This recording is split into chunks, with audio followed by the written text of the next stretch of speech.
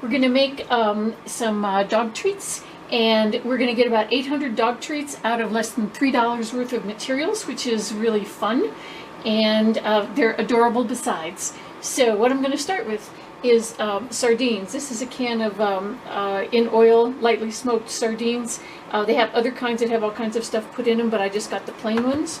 So I'm going to pop them into my little bitty blender here, food processor. I'm probably going to end up getting a bigger and better food processor if I make more of these, but for right now this one's working fine. And then I've got 3 eggs here, so I'm going to pop the 3 eggs in.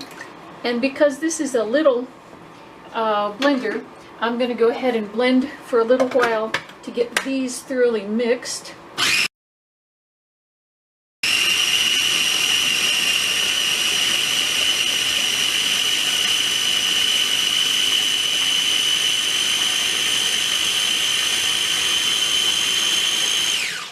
And once that's thoroughly mixed, I'm going to take the graham crackers. I've used 1 sleeve of graham crackers here, and what I did was I just broke them up a little bit because my my little blender here is not particularly strong, so that way it doesn't have to crank them all up. I think if you have a proper food processor, you wouldn't need to do that step.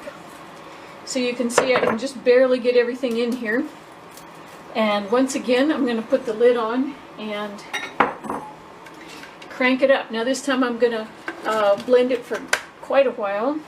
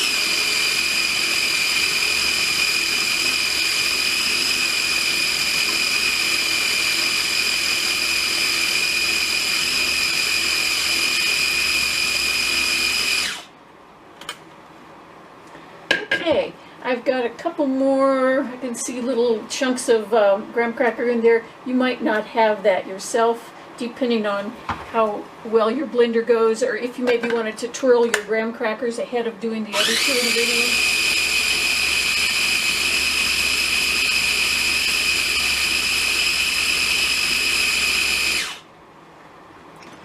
So that, I think, is going to be good enough. These are, after all, just dog cookies, so it doesn't have to be fancy. I think the important thing here is that you have a glop that's kind of that gloppy kind of consistency. It's not like a cake batter, but it's certainly better, smoother than a biscuit batter or something like that you'd be rolling out.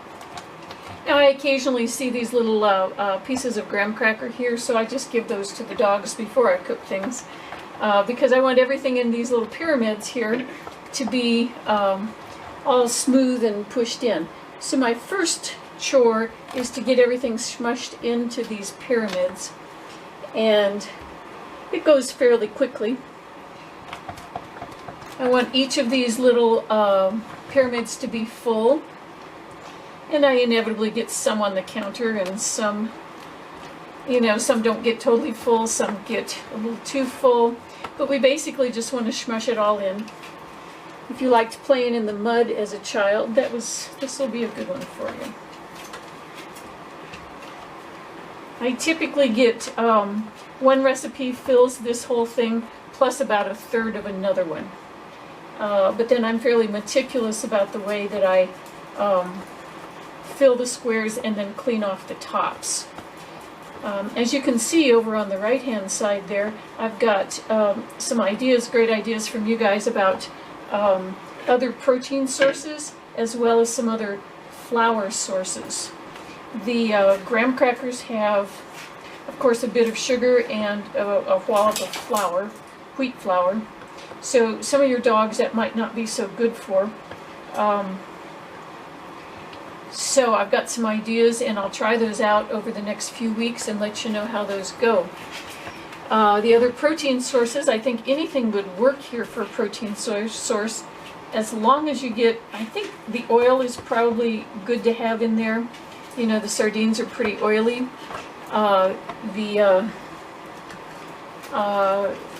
They need to be able, you know, the protein needs to be able to end up very smoothly processed into kind of a muck like you see here. And so I'm thinking that maybe some of the canned chicken, canned tuna, canned Spam, liverwurst, all that sort of stuff I think might end up being good. And then for the flours, you know, to substitute for the graham crackers, oh, there's a dog here. Imagine that. For the flours, I'm going to try tapioca flour, mashed potatoes, gluten-free flour, and making a mess, and some tapioca flour. So I think that, you know, it may or may not work out well depending on, you know, how much each of these things is important in the recipe. And that I'm not real sure. I have tried some other protein sources that were a little bit more sturdy, as it were, like some liver and stuff like that, and I just couldn't, with this particular blender, I couldn't get them squashed up enough. So maybe I'll go down the hill and buy myself a new blender, or have Amazon drop one off. And maybe that, you know, maybe that would change over time. Maybe you guys have a more well-equipped kitchen that will take care of that.